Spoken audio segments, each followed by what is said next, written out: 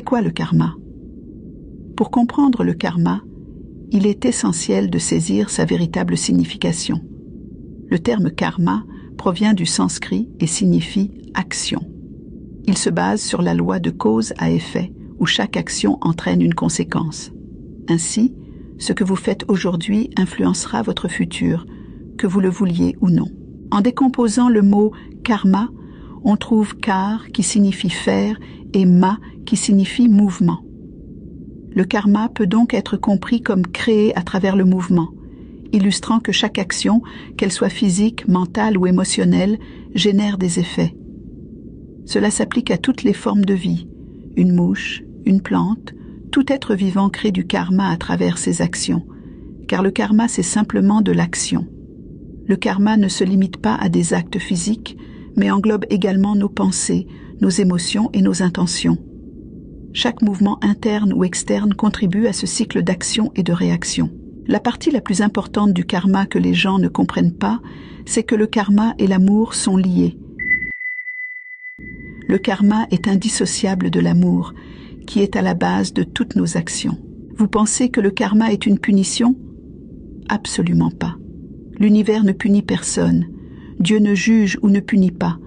Ce sont les lois universelles auxquelles nous sommes soumis qui entrent en action. Vous me direz, tous ces gens qui ont tué, qui massacrent, qui font du mal, qui abusent des enfants, comment font-ils pour avoir une vie prospère? Écoutez, mes éveillés, vous ne savez pas qui était cette personne dans d'autres vies. Vous ne savez pas la quantité de karma positif qu'elle a emmagasiné dans la lignée de sang. Vous ne savez pas les actions qu'elle pose derrière pour retourner à l'équilibre. Et de plus, nous n'avons pas qu'une seule vie. Vous tous qui regardez cette vidéo, vous en êtes peut-être déjà à votre 20e incarnation. Et le karma vous suit dans toutes vos vies. C'est même la raison de plusieurs incarnations.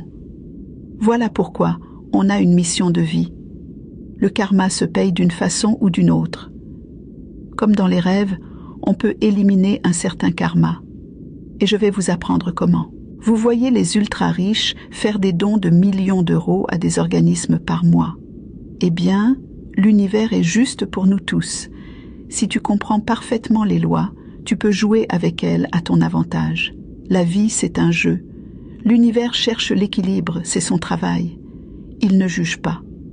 Vous ne comprenez peut-être pas ceci, parce qu'on vous a bourré le crâne avec des histoires du bien et du mal. Cette dualité qui empêche les gens de comprendre le sens réel de la vie. Je vous le dis et répète, le mal n'existe pas. L'univers n'a pas créé le mal. On dit dans la Bible des chrétiens que Dieu a fait le monde en 6 jours, et que le 7e jour, il s'est reposé et a trouvé que tout ce qu'il avait fait était bien. Tout est bien, le mal c'est l'absence de bien, c'est tout. L'univers ne juge pas une action en bien ou mal, car tout est bien.